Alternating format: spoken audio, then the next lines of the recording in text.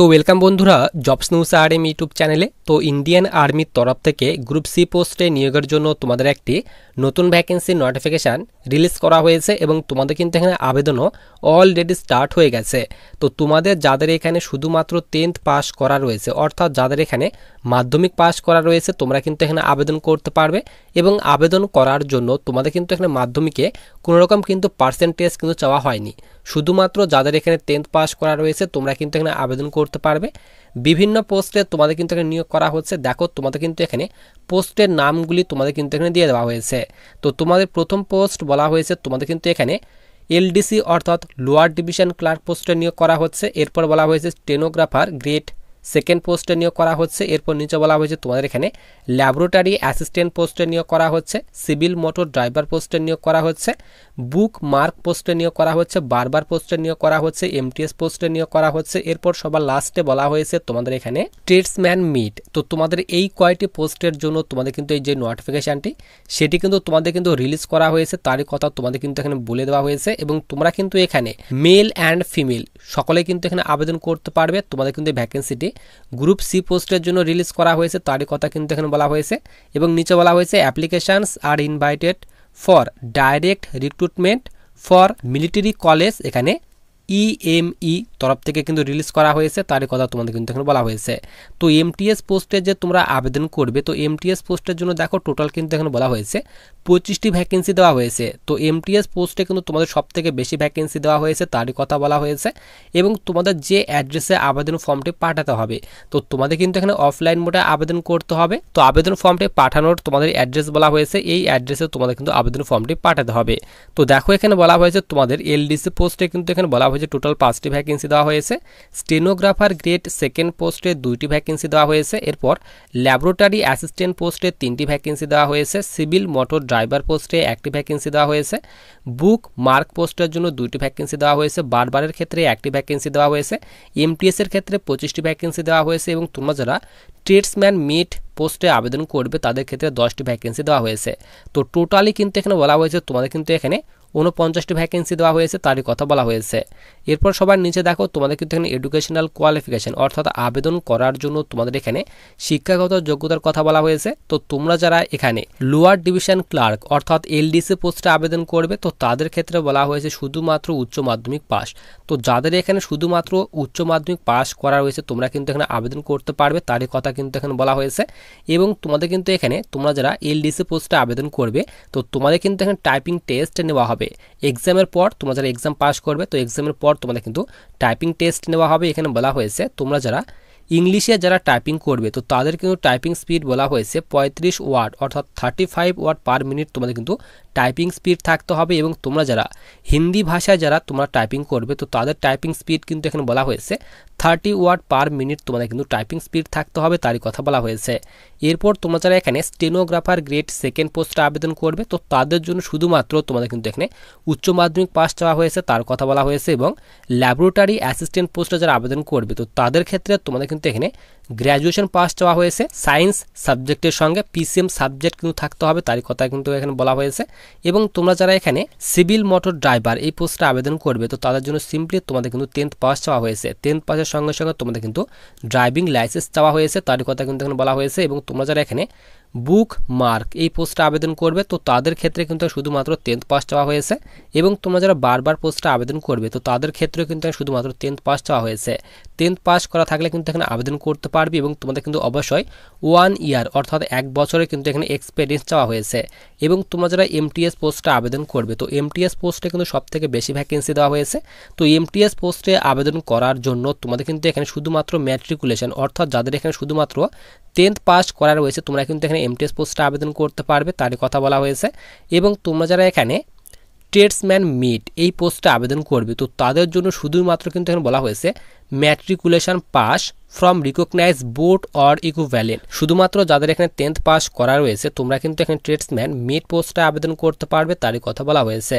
তো তোমাদের কিন্তু এই ভ্যাকেন্সিতে আবেদন করার জন্য শুধুমাত্র 10th পাস এবং যাদের এখানে উচ্চ মাধ্যমিক পাস করা রয়েছে তোমরা কিন্তু এখানে আবেদন করতে পারবে। এরপর সবার নিচে দেখো তোমাদের কিন্তু এখানে পে স্কেলের কথা কিন্তু এখানে ভাগ করে দেওয়া হয়েছে। তো তোমাদের কিন্তু এখানে সিরিয়াল নাম্বার অনুযায়ী কিন্তু এখানে তোমাদের পে স্কেল ভাগ করা হয়েছে। তো দেখো তোমরা যারা এই ট্রেডে যারা আবেদন করবে এবং যাদের এখানে এই ট্রেডে ক্ষেত্রে যে সিলেকশন হবে তো তোমাদের কিন্তু সিরিয়াল নাম্বার দিয়ে দেওয়া হয়েছে 2.8। তো দেখো এখানে বলা হয়েছে 2.8 পোস্টের জন্য তোমাদের কিন্তু এখানে লেভেল 1-এর বেতন দেওয়া হবে। তো তোমাদের সিরিয়াল নাম্বার অনুযায়ী কিন্তু এখানে তোমাদের বেতন অর্থাৎ পে স্কেলের কথা কিন্তু ভাগ করে দেওয়া হয়েছে। তো তোমাদের কিন্তু এখানে লেভেল 1 থেকে লেভেল 4 অনুযায়ী তোমাদের কিন্তু এখানে বেতন দেওয়া হবে, তার কথা বলা হয়েছে। এজ লিমিট অর্থাৎ তোমাদের এখানে আবেদন করার জন্য বয়সের কথা বলা হয়েছে। তো মিনিমাম বয়স বলা হয়েছে 18 বছর এবং ম্যাক্সিমাম বলা হয়েছে 25 বছর। তো যাদের এখানে 18 থেকে 25 বছর বয়সের মধ্যে বয়স রয়েছে তোমরা কিন্তু এখানে আবেদন করতে পারবে। এছাড়াও তোমাদের কিন্তু এখানে বয়সের ছাড়ও দেওয়া হয়েছে। তো তোমরা যারা এসসি কিংবা এসটি ক্যাটাগরি স্টুডেন্ট রয়েছে 5 বছর পর্যন্ত বয়সের ছাড় পাবে এবং ওবিসিরা তোমরা কিন্তু এখানে 3 বছর পর্যন্ত বয়সের ছাড় পেয়ে যাবে, তারই কথা তোমাদের কিন্তু এখানে বলা হয়েছে।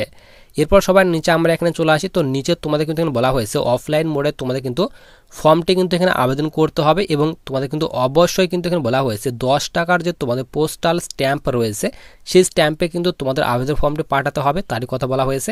এবং আবেদন করার জন্য লাস্ট ডেট বলা হয়েছে যেদিন থেকে তোমাদের আবেদন স্টার্ট হয়েছে সেই দিন থেকে 21 দিন পর্যন্ত তোমরা কিন্তু এখানে আবেদন করতে পারবে। তো আবেদন করার জন্য তোমাদের লাস্ট ডেট বলে দিই, তোমরা কিন্তু এখানে 14 নভেম্বর 2025 পর্যন্ত তোমরা কিন্তু এখানে আবেদন করতে পারবে এবং তোমাদের কিন্তু অবশ্যই অফলাইন মোডে কিন্তু আবেদন করতে হবে। অফলাইন ফর্মটি কিন্তু আমি তোমাদের টেলিগ্রাম চ্যানেলে দিয়ে রাখবো। এরপর সবার নিচে আমরা এখানে চলে আসি। এরপর দেখো তোমাদের কিন্তু এখানে এক্সামের প্যাটার্ন দিয়ে দেওয়া হয়েছে যে তোমাদের এখানে কোন কোন পোস্টের জন্য কি এখানে তোমাদের এক্সাম প্যাটার্ন রাখা হয়েছে। তো তোমাদের কিন্তু এখানে বলা হয়েছে এক্সামিনেশন।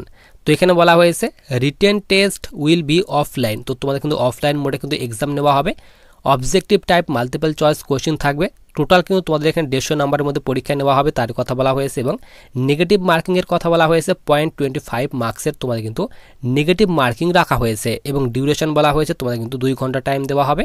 এবং তোমরা কিন্তু এখানে ইংলিশ কিংবা হিন্দি এই দুইটি ভাষার মধ্যে যে কোনো একটি ভাষা দিয়ে তোমরা কিন্তু এক্সাম দিতে পারবে। এবং তোমাদের নিচে কিন্তু এখানে পোস্টের নামের কথা বলা হয়েছে যে তোমরা যারা এখানে এই পোস্টে আবেদন করবে, অর্থাৎ এখানে বলা হয়েছে lower division clerk, stenographer grade 2, এরপর ল্যাব অ্যাসিস্ট্যান্ট পোস্টে যারা আবেদন করবে তো তাদের ক্ষেত্রে এখানে তোমাদের এক্সামের প্যাটার্ন দেওয়া হয়েছে। এবং তোমরা যারা এখানে এমটিএস পোস্টে আবেদন করবে কিংবা ট্রেডসম্যান মেড পোস্টে আবেদন করবে কিংবা যারা এখানে বারবার ট্রেডে আবেদন করবে তো তাদের ক্ষেত্রে তোমাদের নিচে কিন্তু এখানে তোমাদের যে এক্সাম যে প্যাটার্ন রয়েছে সেই এক্সাম প্যাটার্ন তোমাদের কিন্তু এখানে ভাগ করে দেওয়া হয়েছে।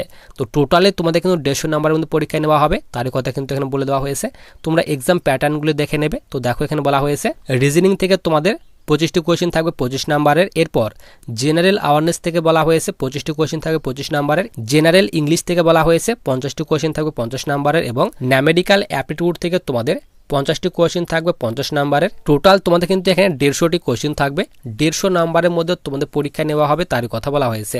এবং তোমরা যারা এমটিএস পোস্টে আবেদন করবে তো তাদের ক্ষেত্রে বলা হয়েছে রিজনিং থেকে তোমাদের 50টি কোয়েশ্চেন থাকবে 50 নাম্বারের। এরপর জেনারেল অ্যাওয়ারনেস থেকে 50টি কোয়েশ্চেন থাকবে 50 নাম্বারের। এরপর জেনারেল ইংলিশ থেকে তোমাদের 25টি কোয়েশ্চেন থাকবে 25 নাম্বারের। এরপর নিচে বলা হয়েছে ন্যামেডিক্যাল অ্যাপটিটিউড থেকে তোমাদের কিন্তু এখানে 25টি কোয়েশ্চেন থাকবে 25 নাম্বারের। টোটাল বলা হয়েছে 150টি কোয়েশ্চেন থাকবে।